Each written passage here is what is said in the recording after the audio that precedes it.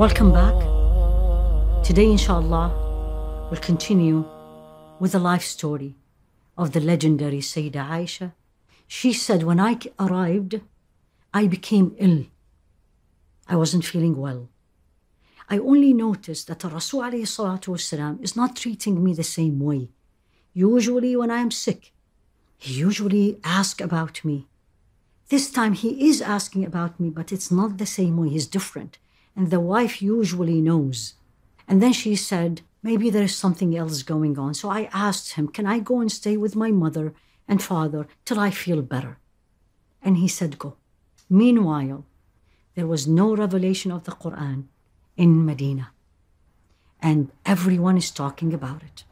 And the Rasul alayhi salatu wasalam, you can imagine. And as Allah subhanahu wa ta'ala have taught us, is to ask.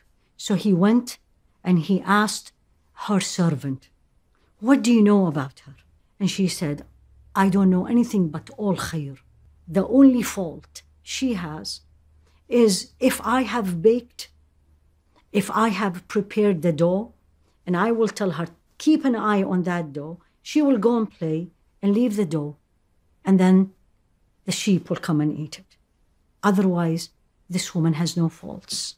He asked Sayyidina Ali, and Sayyidina Ali said, Ya Rasulullah, we don't know anything but good about her. But if that's so much bothering you, there are other women also. Then she's still in her parents' house.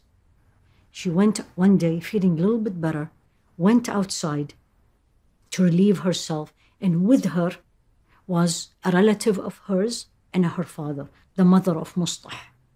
And as she was helping her, Aishe tripped, but she didn't fall. And that the mother of the relative said, Ta'isa Mustah, woe on Mustah.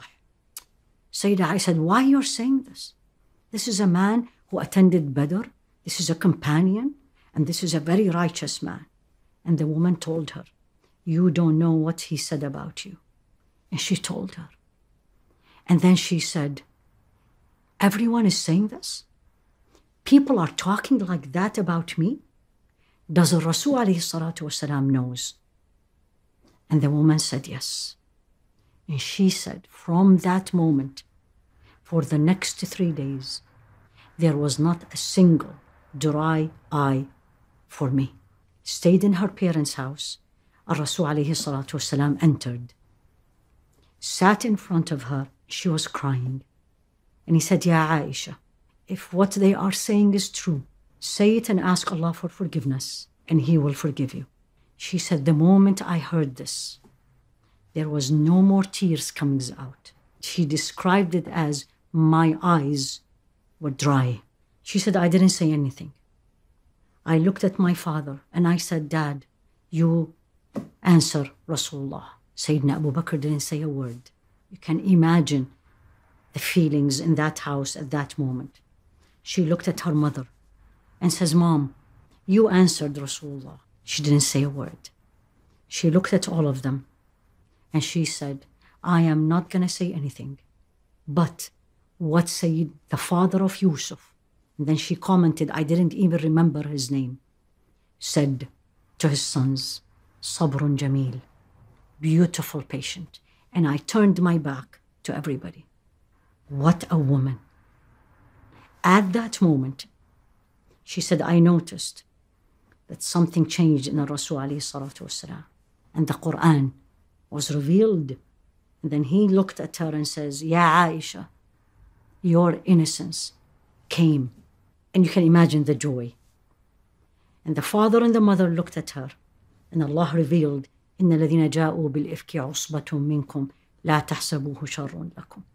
Those who came with the false accusations, group of you, don't think this is bad for you. It is good for you. And the whole, it's about 6 to 7 verses in Surah An-Nur, chapter of the light. So you can imagine the joy. And Sayyidina Abu Bakr looked at her and says, come and hug Rasul alayhi salatu wasalam and thank him. And her mother said the same.